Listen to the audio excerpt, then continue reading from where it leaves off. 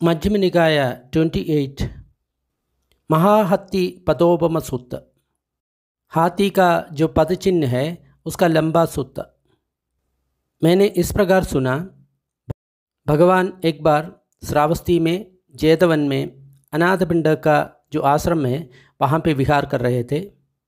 तब सारिपुत्र ने भिक्षुओं को ऐसा अभिसंबोधन किया, भिक्षु मित्रों, जी मित्र, ऐसा करके उस भिक्षु ने प्रत्युत्तर दे दिया। सारिपुत्र इस प्रकार बताया, भिक्षुओं, वन में जो भी प्राणी रहता है उसका सारा का जो पद चिन्ह है वो हाथी का पद चिन्ह में समावेश हो सकता है, इसलिए हाथी का जो पद चिन्ह है सबसे बड़ा है, ऐसा कहता है। इसी प्रकार जो भी कुशल धर्म है या पुण्य धर्म है वो सब कुछ 4 आर्य सत्यों में समावेश हो जाता है या उसके अंदर आ सकता है। यहाँ पे अकुशल धर्म का अर्थ है जिसमें जो राग है, द्वेष है, मोह है, ऐसा जो अकुशल धर्म या उसको पाप धर्म भी कहता है। कौन सा 4? दुख आर्य सत्य, दुख का समुदय आर्य सत्य, दुख का निरोध आर्य सत्य, दुख का निरोध का जो पटिपदा है या मार्ग है उसका जो आर्य सत्य। भिक्षुओं, दुख का आर्य सत्य क्या है? जन्म दुख है, वार्धक्य दुख है, मरणम दुख है, शोक परिदेव दोर्मनस उपायासम सब दुख है। जो कुछ इच्छा करता है ना लपता है तब भी दुख है। संक्षिप्त में बताएगा तो ये जो 5 उपादान स्कंद है वही दुख है। उपादान स्कंद का मतलब जहाँ पे हमको आसक्ति होता है वो कौन सा 5 है? एक तो अपना रूप का जो स्कंद है या अपने शरीर का जो स्कंद है, फिर जो मन का जो 4 स्कंद है, विज्ञान, संज्ञा, वेदना, संस्कार, उसी के प्रति जो उपादान है, आसक्ति है, यही तो संक्षिप्त में दुख कहलाया। इसका मतलब ऐसा है कि अपने शरीर में, मन में जो कुछ उत्पन्न होता है उससे हम आसक्त नहीं होना चाहिए, ये हमारा है ऐसा हमको कभी नहीं सोचना चाहिए। मित्र, ये 5 उपादान स्कंद क्या है?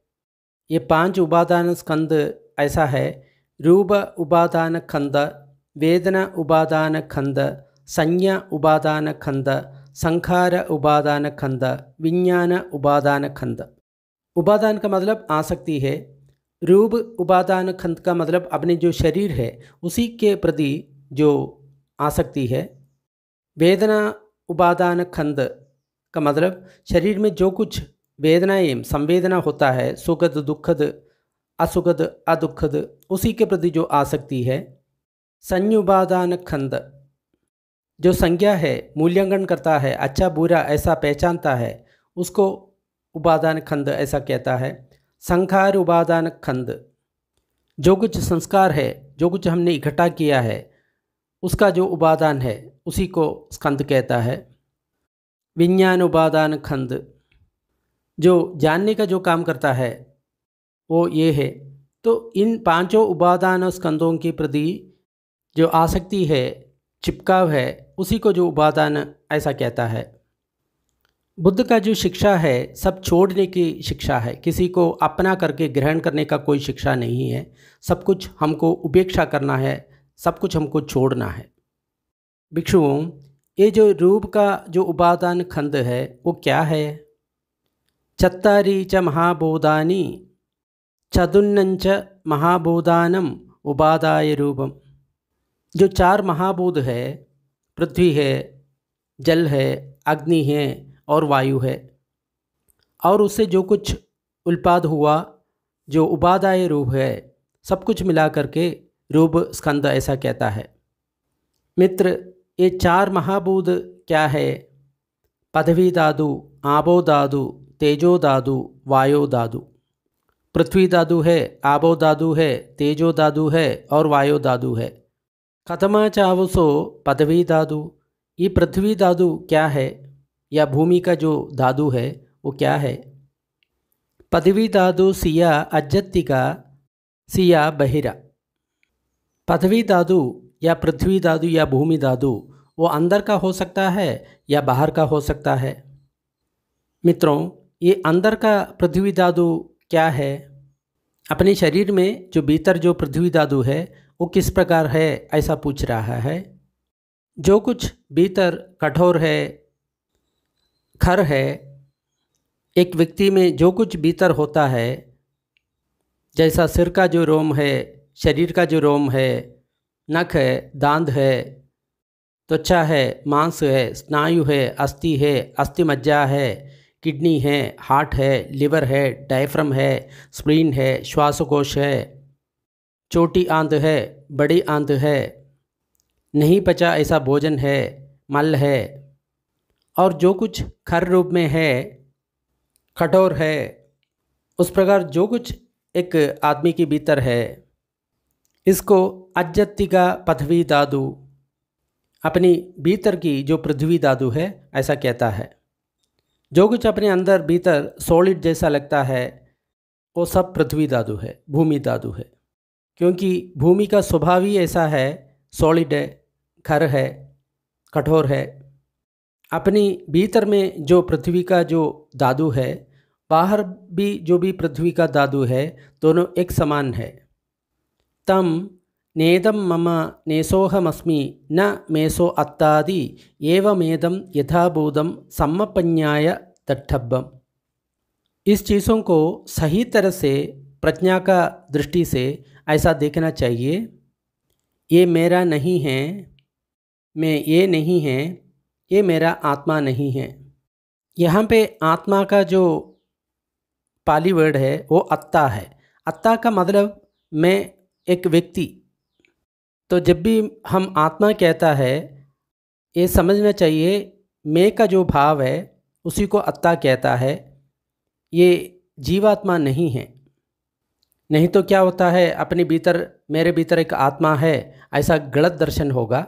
अत्ता का मतलब मैं हूँ ऐसा मिथ्या दृष्टि को अत्ता कहता है। इस प्रकार सही विजडम से, सही प्रज्ञा से आप इसको देखता है। पृथ्वी आदि के बारे में जो कुछ आसक्ति है उससे अपना मन मुक्त हो जाता है, या उसमें राग नहीं होता, आसक्ति नहीं होता। भिक्षुओं, एक समय ऐसा आ जाता है बाहर का जो आपो धातु वो कुपित होता है, जल का जो धातु है बाहर का वो कुपित होता है। कुपित होता है क्या मतलब, बहुत ज़्यादा जल आ जाता है और बारिश हो जाता है और बाढ़ हो जाता है। उस समय जो बाहर का जो पृथ्वी धातु है वो अंतर्धान होता है, क्योंकि पृथ्वी के ऊपर पूरा पानी आ गया तो पृथ्वी दिखाई नहीं देता है। इसी प्रकार समय के अनुसार जो पृथ्वी धातु है वो अनित्य होता है, क्षय धर्म होता है, अप्रत्यक्ष धर्म होता है, ख़त्म होने वाला धर्म होता है। फिर ये अनित्य काया है, शरीर है, उसके प्रति तृष्णा से क्यों आसक्त होता है? अहंति व ममंति व अस्मीति व, मैं है, मेरा है, मैं ये है, ऐसा कहने के लिए उसमें कुछ भी नहीं है। तो भिक्षुओं, दूसरी लोग उस भिक्षु को जब आक्रोशित करता है, उसके ऊपर वार करता है, उसको तकलीफ़ देता है, उसको कष्ट देता है, तो वो व्यक्ति इस प्रकार प्रज्ञा से जानता है, पजानादि उपन्नोखो में अयम शोध संफत्सजा दुख वेदना। मुझ में स्रोत से जो स्पर्श होकर के दुख वेदना आरंभ हुआ है। ये कैसे हुआ? बाहर कोई व्यक्ति हमको निंदा किया, हमको अपशब्द बोला, हमको गाली दे दिया, आक्रोश कर दिया, वो शब्द है। वो शब्द अपनी स्रोत पे आके स्पर्श हो गया, स्पर्श हो गया तब वेदना उत्पन्न होगा या संवेदना या अनुभव उत्पन्न होगा, तब दुख वेदना उत्पन्न होता है, दुख का अनुभव का उत्पन्न होता है। सा च को पटिच्च न अपटिच्च, वो आश्रित है, अनाश्रित नहीं। इसका मतलब वो जो दुख वेदना है किस पर आश्रित है? बाहर का जो प्रदुष्ट वाणी है उसमें आश्रित है, अनाश्रित नहीं है। बिना कोई कारण से उत्पन्न नहीं हुआ, कारणों से उसका उत्पत्ति होता है। किम पटिच्च, किसमें आश्रित होता है? फस्सम पडिच, वो स्पर्श से आश्रित होता है। किससे स्पर्श हो गया? शब्द से स्पर्श हो गया। तब वो व्यक्ति स्पर्श अनित्य है ऐसा दिखता है, वेदना अनिच्छा है, संज्ञा अनिच्छा है, संखार अनिच्छा है, विज्ञानम अनिच्छा है, ऐसा वो दिखता है। संज्ञा क्या है? अपनी जो मन का जो मूल्यांकन करता है उसी को संज्ञा कहता है। संखार क्या है? जो कुछ अपने भीतर जो इकट्ठा किया हम लोग ने उसको संस्कार कहता है। और विज्ञान क्या है? जो कुछ हम जानता है उसी को विज्ञान ऐसा कहता है। तो उस धातु के कारण उन लोगों का जो मन है स्थिर होता है, आत्मविश्वास होता है, स्थिर होता है, उसका जो निर्णय होता है। क्योंकि पृथ्वी धातु मैं नहीं, मेरा नहीं, ऐसा अनुभव हो गया, इसलिए ये सब कुछ हो जाता है। मित्र, दूसरे जो लोग हैं उस भिक्षु को अनिष्ट करते होंगे, उसे घृणा करते होंगे, पसंद नहीं करते होंगे। उसके कारण उस भिक्षु को अपनी मुट्ठी से, पत्थर से, डंडों से या तलवार से वार करते होंगे। तब उस भिक्षु इस प्रकार जानता है, प्रज्ञापूर्वक जानता है, ये शरीर ऐसा है, इसमें मुट्ठी, पत्थर, डंडा और तलवार से इसमें आघात पहुंचता है। लेकिन भगवान ने ककचोपमा ऐसा एक उपदेश दिया था। आर्य का जो उपदेश देख के ऐसा बताया था, कोई भी दुष्ट व्यक्ति आपका दोनों पैरों को आरियों से या शस्त्रों से काटता है, तो अगर कोई भी भिक्षु उस काटने वाला व्यक्ति के प्रति मन में द्वेष जगाता है तो वो व्यक्ति भगवान बुद्ध का जो उपदेश को फॉलो नहीं करता है। क्योंकि भगवान ये बताता है कोई भी अवस्था में अपना चित्त में द्वेष नहीं जगाना, ऐसा कहता है। इसलिए मैं अपना वीर्य को बढ़ाऊंगा, उसको कम नहीं होने दूंगा, मेरा सदी प्रतिष्ठित होगा, मेरा शरीर प्रशांत करेंगे, उसमें कोई बाधा नहीं होने देंगे और मैं अपने चित्त को समाधि में प्रतिष्ठित करेंगे। अभी वो मुट्ठी, पत्थर, डंडे और शस्त्र मेरे ऊपर पड़ने दो, मैं खुशी से उसको सहन करूँगा। इस प्रकार भगवान का जो निर्देश है उसका अनुसरण करना है। जब वो भिक्षु इस प्रकार बुद्ध को याद करता है, धर्म को याद करता है और संघ को याद करता है इसी प्रकार, तब कुशल धर्म में आश्रित जो उपेक्षा है या समता है शायद उसमें नहीं होगा।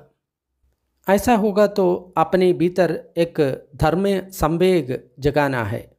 ये मेरा नष्ट है, ये मेरा निर्भाग्य है कि भगवान बुद्ध को याद करते हुए, धर्म को, संघ को याद करते हुए इसी प्रकार कुशल धर्म में आश्रित समता मुझ में प्रतिष्ठित नहीं हुआ। वो इस प्रकार है, एक ससुर को देख करके एक बहू उद्विग्न होता है या घबरा जाता है। लेकिन इस प्रकार बुद्ध को, धर्म को, संघ को अनुसरण करके, याद करके कुशल धर्म में जो आश्रित समता उसमें प्रतिष्ठित होता है तो उन लोग सुखी होता है, उसमें संतुष्टि होता है। क्योंकि समता आया और कुशल धर्म में उसमें, क्योंकि वहाँ पे ना राग है, ना द्वेष है, ना मोह है, इसलिए समता आया तो उन लोग संतुष्ट हो जाता है। इस समय उस भिक्षु ने बहुत कुछ काम किया है। कदमा चावसो आपो धातु। मित्र, ये आपो धातु क्या है या जल धातु क्या है? ये जल धातु अंदर का हो सकता है या बाहर का हो सकता है। मित्र, ये अंदर का जल धातु क्या है?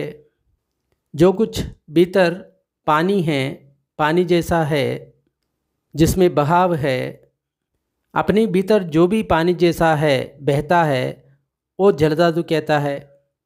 अपने भीतर का जो पित्त है, कफ है, पीप है, रक्त है, स्वेद है, तेल है, आंसू है, वसा है, थूक है, नाक से जो कुछ गंदगी बहता है, प्लाज्मा है, पेशाब है, और जो कुछ अंदर जो पानी जैसा है उसके अंदर जो कुछ ऐसा बहता है, इसका अंदर का जो आबो धातु या जल धातु कहता है।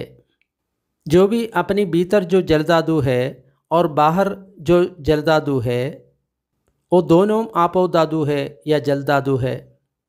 इसको यथाबोध सही प्रज्ञा से ऐसा देखना है, ये मेरा नहीं है, मैं ये नहीं है, ये मैं नहीं हूँ। आप इसी प्रकार सही प्रज्ञा से इस आबो धातु को देखता है तो उसके प्रति जो आसक्ति है वो छूट जाता है। उस आबो धातु के बारे में चित्त में जो कुछ राग है वो नष्ट होता है।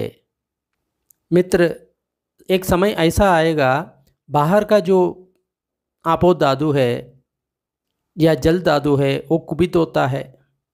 यहाँ पे दो तरह की प्रलय के बारे में बोल रहा है। जब भूमि खत्म होने वाला है तब बाढ़ से होगा। बाढ़ का मतलब बहुत ज़्यादा पानी आएगा तो ये भूमि नष्ट हो जाएगा, ऐसा भी हो सकता है। और दूसरा ये है कि अपनी जो गैलेक्सी है वो जब कॉन्ट्रैक्ट होता है तो सूरज और पास आ जाता है तो उसका जो पानी है सारा सूख जाता है। ऐसा दो तरह से जो भूमि नष्ट होता है, एक तो प्रलय से नष्ट होता है, फिर जो पानी सूखने के कारण जो आग है उससे ही भूमि नष्ट होता है। जब प्रलय होता है, बाढ़ आ जाता है, तो गांव, नगर, जिला, राज्य और भूखंड नष्ट हो जाता है। यहाँ पे कैसा प्रलय से जो धरती नष्ट होता है ऐसा कहता है। फिर दूसरा, और एक समय ऐसा आता है समुद्र का जो पानी है वो सूख करके 100 योजना तक पानी कम हो जाता है, या 200, 300, 400, 500, 600, 700 योजना तक पानी कम हो जाता है। और एक समय ऐसा आता है समुद्र का जो पानी है 7 ताड़ का वृक्ष जैसा उतना गहरा, 6, 5, 4, 3, 2 या 1 ताड़ की जो पेड़ है उतना ही गहरा पानी हो जाता है। यहाँ पे पानी को सूखने के बारे में कहता है। और एक समय आ जाएगा जो समुद्र का पानी है सूख करके 7 फादम गहरा होगा। 1 फादम का मतलब 6 फीट होगा, और 6, 5, 4, 3, 2 और 1 फादम तक जो पानी है सागर में रहेगा। इसका मतलब जो सागर है, जो समुद्र है, सूख करके सिर्फ 6 फीट पानी ऐसा रह जाएगा। और एक समय ऐसा आ जाएगा जो सागर का पानी है वो सूख करके आधा फादम गहरा होगा, या अपना कमर तक, घुटने तक, एड़ी तक पानी उसमें रहेगा। सारा पानी उतना सूख जाएगा, जब अपना एड़ी रहता है उतना ही पानी रह जाता है। फिर इतना पानी कम हो जाएगा सागर में, आप अपनी जो अंगुली है वो भी डुबाने का आपको पानी नहीं मिलेगा।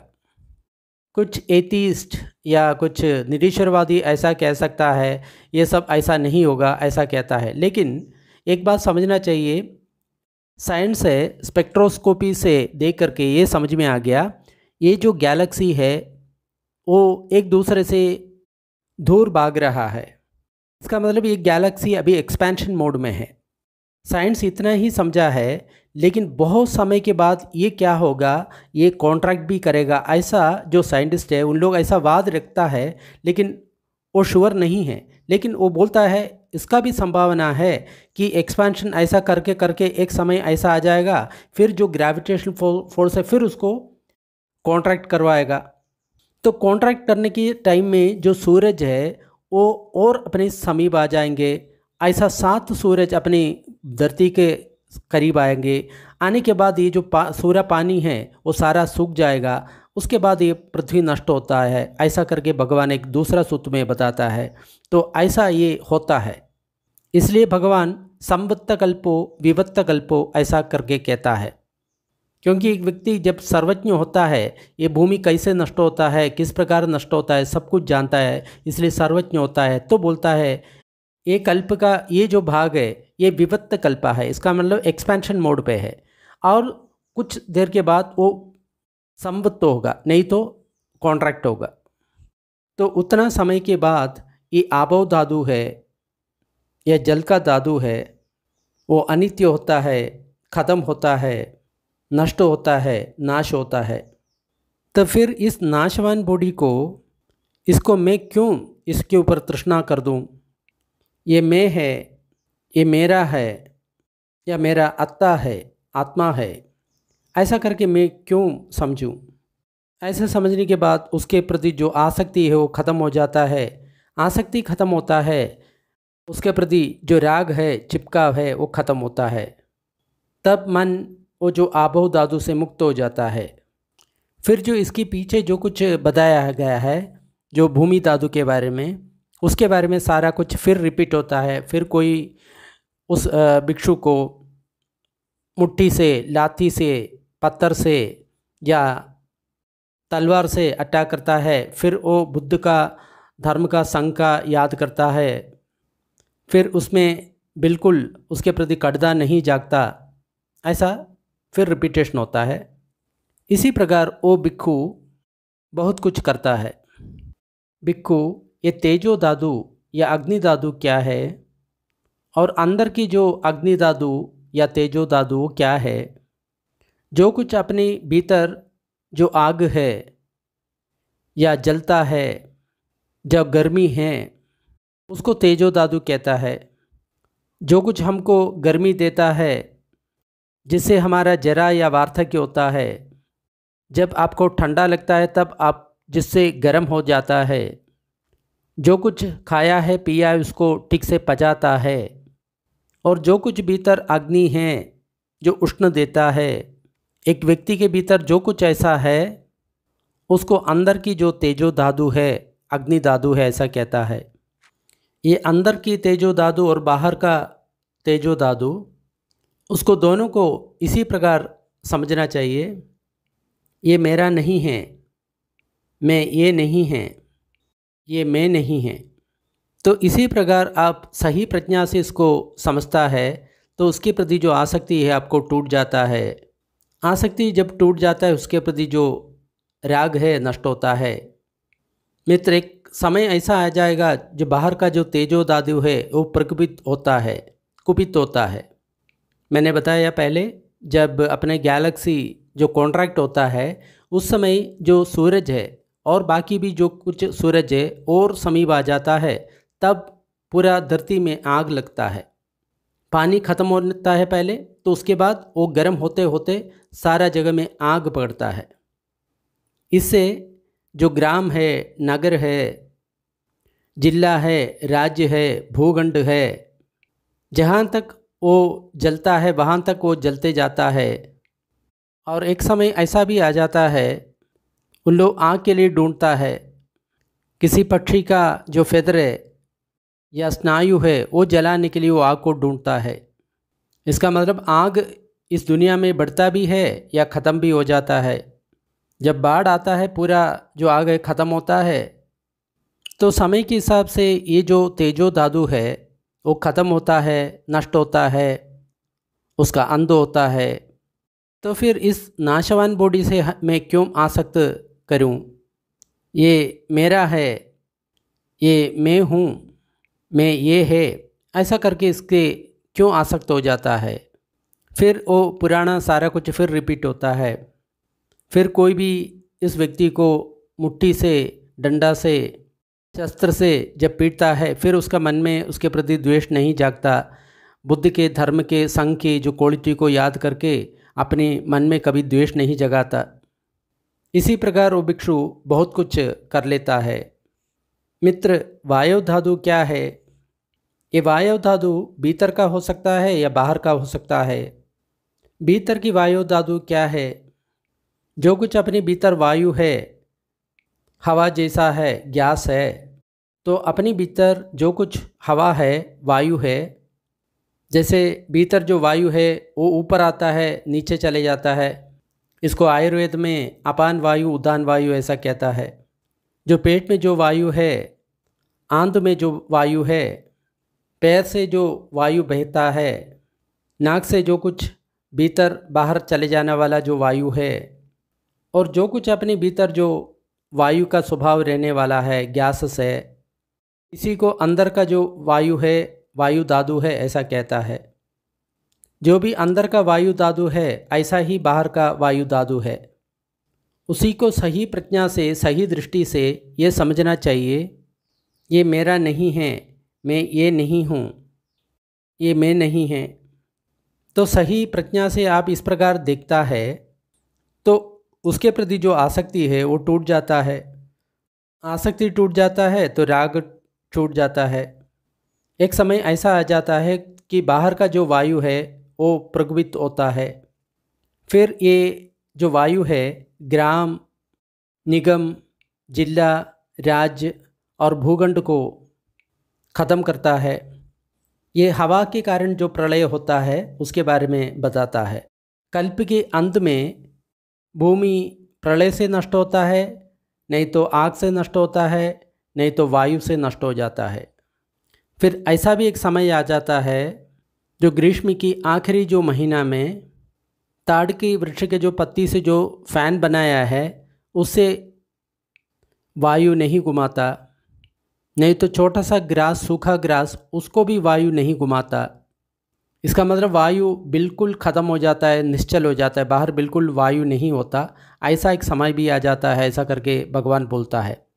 ये हो सकता है क्लाइमेट चेंज के बाद ऐसा एक अवस्था आ जाएगा, बिल्कुल बाहर का जो हवा है बिल्कुल नष्ट हो जाता है।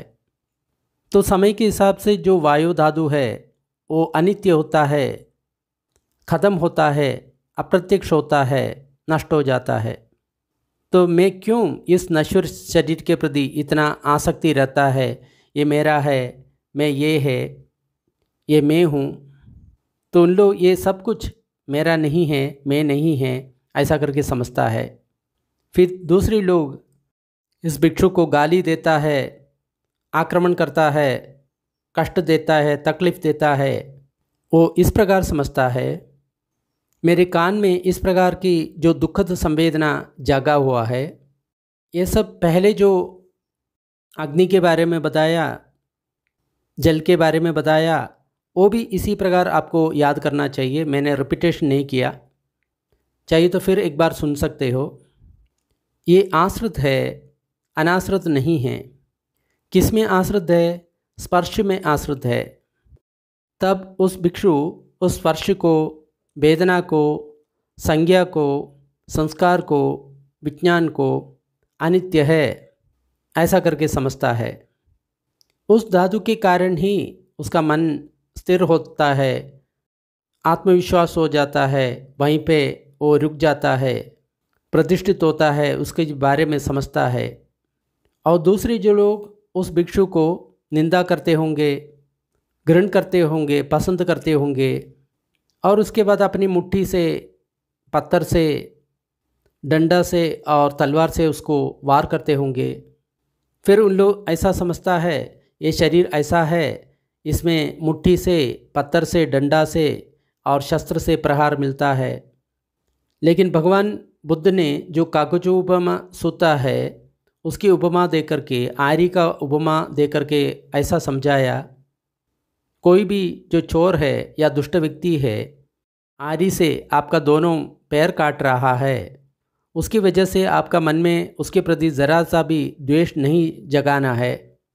अगर आपके मन में थोड़ा सा भी द्वेष जागा तो आप बुद्ध का जो इंस्ट्रक्शन है, निर्देश है, उसका अनुसरण नहीं कर रहा है। मेरा वीर बढ़ाएंगे, उसको बिल्कुल कम होने नहीं देंगे। मैं अपना सदी को प्रतिष्ठित करूँगा, शरीर को प्रशांत करूँगा, उसमें कोई डिस्टर्बेंस नहीं होने दूँगा, और मेरा मन समाधि में प्रतिष्ठित करेंगे। ये सब तेजो धातु में, जल धातु में भी आता है, लेकिन मैं रिपीट नहीं किया, लेकिन आपको ऐसा ही समझना चाहिए। अब कोई इस शरीर को डंडे से, पत्थर से, मुट्ठी से, तलवार से प्रहार करने दो, मैं संतोष से उसको सहन करूँगा। इसी प्रकार मैं बुद्ध का जो अनुशासन है उसको फॉलो करेंगे। इसी प्रकार बुद्ध को, धर्म को, संघ को याद करके कुशल धर्म का आश्रित जो समता है उसमें शायद प्रतिष्ठित नहीं होंगे। अगर ऐसा है तो अपने भीतर एक संवेग जगाएंगे, मेरा बड़ा नष्ट हो गया, मेरा दुर्भाग्य हो गया, क्योंकि मैंने बुद्ध का, धर्म का, संघ का याद करते हुए कुशल धर्म से आश्रित जो समता है मुझ में प्रतिष्ठित नहीं हुआ। वो इस प्रकार है, एक बहू अपनी ससुर को देख करके अपने आप को कष्ट महसूस कर रहा है, लेकिन इस प्रकार बुद्ध धर्म और संघ को याद करता है तब कुशल धर्म में आश्रित जो समता उसमें प्रतिष्ठित होता है तो उन लोग उसमें संतुष्ट हो जाता है। इस समय वो भिक्षु बहुत कुछ कर लिया। जब आकाश को हमने कुछ डंडा से, कुछ ग्रास से, मिट्टी से हम कवर करता है सो उसको एक ग्रह कहता है, नहीं तो एक घर कहता है। अपना जो घर है वो क्या है एक्चुअली, एक स्पेस को हम कंक्रीट से, पत्थर से, सीमेंट से हमने घेर लिया, तब उसका नाम एक आ गया घर। इसी प्रकार आकाश को अस्थियों से, स्नायु से, मांस से, त्वचा से घेर लेता है तो रूप का नाम देता है या शरीर का नाम देता है। भिक्षुओं, अपना आँख स्वस्थ है लेकिन बाहर कोई रूप नहीं है, आँख और रूप का स्पर्श नहीं होता, तो जो चक्षु विज्ञान है वो उत्पन्न नहीं होता। यहाँ पे हमने कुछ देख लिया ऐसा कहना है तो अपना आँख स्वस्थ होना चाहिए, बाहर कोई रूप होना चाहिए, वहाँ पे प्रकाश होना चाहिए, तब वो रूप और आँख का स्पर्श होने के बाद हमको चक्षु विज्ञान उत्पन्न होता है या कुछ देख लिया ऐसा कुछ ज्ञान होता है। अपने भीतर आँख ठीक है, बाहर कोई रूप भी है लेकिन स्पर्श नहीं होता तो उसके जो विज्ञान है वो नहीं जागेगा। इसका एक एग्जाम्पल ऐसा है कि बाहर रूप है, अपना चक्षु भी ठीक है लेकिन अंधेरा है तो कुछ स्पर्श नहीं होता, तब जो चक्षु विज्ञान है वो उत्पन्न नहीं होता। और जब अपने भीतर का जो आँख सही है और बाहर रूप भी है और दोनों को स्पर्श हो गया, तब वो जो चक्षु का विज्ञान है वो उत्पन्न होता है। हमने कुछ देख लिया ऐसा जो ज्ञान है वो होता है। इस प्रकार जो बना हुआ जो रूप है, इस प्रकार जो रूप उत्पन्न होता है वो रूप स्कंद में उत्पन्न होता है। फिर उसके बाद जो वेदना होता है, संज्ञा होता है, संस्कार होता है, विज्ञान होता है, तो पहले का संग के कारण हो जाता है। जैसे रूप का जो उदय हो गया तो तुरंत वेदना हो गया, तो फिर संज्ञा हो गया, फिर संघार हो गया, फिर विज्ञान हो गया। इसी प्रकार वो एक दूसरे से आश्रित उत्पन्न होता है। तब उन लोग इस प्रकार प्रज्ञा से जानता है। इसी प्रकार ये जो 5 उपादान खंड है उसका मिलन होता है, वो आपस में जुड़ जाता है, उसका संग जब हो जाता है तब ये 5 उपादान स्कंद हो जाता है। लेकिन भगवान इस प्रकार बताया है, यो पटिच्च समुत्पादम पश्यति सो धम्मम पश्यति। जो भी प्रतीत्य समुत्पाद को देखता है वो धर्म को ही देखता है। यो धम्मम पश्यति सो पटिच्च समुत्पादम पश्यति। जो धर्म देखता है वो पटिच्च समुत्पाद को ही देखता है। पटिच्च समुत्पादन का मतलब जो डिपेंडेंट ओरिजिनेशन है, अविद्या बच्चा संघार, संघार बच्चा विज्ञानम, ऐसा जो 12 जो कड़ियाँ हैं उसको पटिच्च समुत्पाद ऐसा कहता है। और जो ये 5 उपादान स्कंद है वो सचमुच पटिच्च समुत्पन्न है। इसका मतलब एक दूसरे से आश्रित है। जैसे अविद्या है तभी संस्कार होगा, संस्कार है तभी विज्ञान होगा, ऐसा आश्रित है। यो इमेषु पंचसु उपादान खंडेषु छंदो आलयो अनुनयो अज्जोसानम सो दुख समुदयो। तो इस पंच स्कंद के प्रति जो भी आग्रह है, उसका जो आसक्ति है, उसका जो प्यार है, उसके प्रति जो चिपकाव है, ये है ये दुख का कारण। यो इमेषु पंचसु उपादान खंडेषु छंदराग विनयो छंदराग पहाणम सो दुख निरोधोदि। तो इस 5 उपादान स्कंद के प्रति जो आसक्ति है, जिसके प्रति जो राग है, चिपकाव है, अगर ये छोड़ेगा तो दुख का निरोध होगा। इस समय वो भिक्षु बहुत कुछ कर लेता है। इसका मतलब इतना जो एक भिक्षु करेगा मुक्ति के लिए उसने बहुत कुछ काम किया है। तो इसी प्रकार अपना स्रोत है और अपना घ्राण है, जिह्वा है, काया है और मन है, उसी के बारे में इसी प्रकार जो पहले बताया उसी के प्रकार हमको समझना चाहिए। बहुत रिपीटेशन है इसलिए हम रिपीट नहीं करते। तो जब ये इंद्रिय और इंद्रिय विषय का संबंध होगा, स्पर्श होगा, तब वेदना उत्पन्न होगा। वेदना उत्पन्न होगा तो संज्ञा उत्पन्न होगा, तब संस्कार उत्पन्न होगा, तब विज्ञान उत्पन्न होगा, ऐसा आ जाता है। फिर आखिर जो छठा इंद्रिय मन के बारे में ऐसा कहता है, और पहले जितना जो इंद्रिय बताया वो भी इसी प्रकार समझना चाहिए। एक व्यक्ति का जो मन भीतर है उसमें कोई प्रॉब्लम नहीं है, सही प्रकार का मन है और बाहर कोई धर्म नहीं है, तब क्या होता है? स्पर्श नहीं होता, धर्म और मन का जो स्पर्श नहीं होता, तब उसी प्रकार का जो विज्ञान है वो पैदा नहीं होगा। मन को भी चिंता करने के लिए कोई धर्म उसमें जागना चाहिए, तब भी वो चिंता करेगा। कोई धर्म नहीं जागा तो मन में कोई चिंता उत्पन्न नहीं होगा। भीतर मन स्वस्थ है और बाहर का धर्म भी है, लेकिन दोनों के बीच में स्पर्श नहीं होता, तो उसकी संबंधित जो विज्ञान है वो नहीं जागेगा। और मन जब अंदर सही है और बाहर धर्म उत्पन्न है और दोनों से जब स्पर्श हो जाता है, तब उसी प्रकार का जो विज्ञान है अंदर जागेगा। जो कुछ रूप इस प्रकार जागा वो रूप उपादान खंड में ही जागा। फिर उसके बाद जो वेदना होता है, संज्ञा होता है, संस्कार होता है, विज्ञान होता है, तो एक दूसरे से आश्रित होकर के हो जाता है। फिर उन लोग इस प्रकार प्रज्ञा से जानता है। इसी प्रकार ये जो पांचम स्कंद है उसका निर्माण होता है, एक दूसरे बंधित होता है। ऐसा ये पांच उपादान स्कंद खड़ा हो जाता है। लेकिन बुद्धा ने ऐसा ही बताया, जो कोई पटिच्च समुत्पाद को देखता है वो धर्म को देखता है, जो धर्म को देखता है वो पटिच्च समुत्पाद को ही देखता है। और ये जो पांचों स्कंद पटिच्च समुत्पाद से ही उत्पन्न हुआ है। और इस पांच उपादान स्कंद के प्रति जो राग है, आसक्ति है, छिपकाव है, आग्रह है, यही दुख समुदय का कारण है। अगर इस पांच उपादान स्कंद के प्रति हमारा जो आग्रह है, आसक्ति है, ये हम छोड़ देंगे तो अपना दुख का भी खत्म होगा, निरोध होगा। तो यहाँ तक अगर भिक्षु इस प्रकार करता है वो बहुत कुछ किया है। आयुष्मान सारिपुत्र इतना कहा तो कहने पर भिक्षु लोग बहुत तृप्त हो गया और सारिपुत्र का जो वचन है उसको अनुमोदन किया। महाहत्तिपतोपम सूत्र ख़त्म हो गया।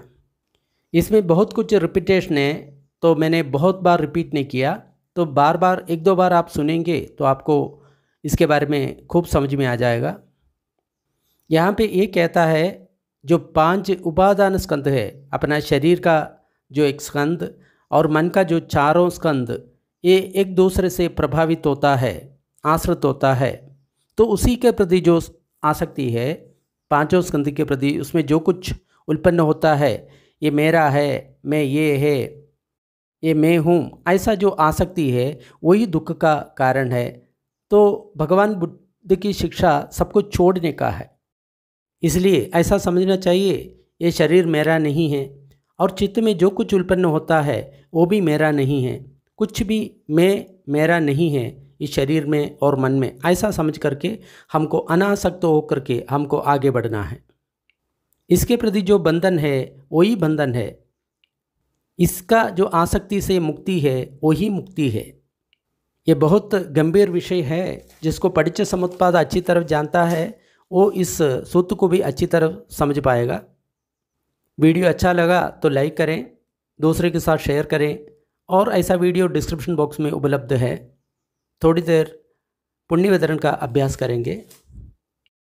सारे दुखियारे प्राणी दुख विमुक्त हो, सारे भयभीत प्राणी भय विमुक्त हो, सब प्राणियों को मुक्ति मिले, हमारे इस पुण्य कर्म में सब भागीदार हो, इससे सब प्राणियों का सुख शांति मिले।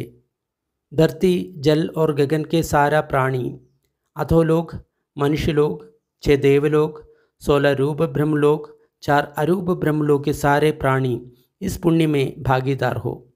सभी देवता और ब्रह्मा बुद्ध शासन का रक्षा करे। साधु साधु साधु।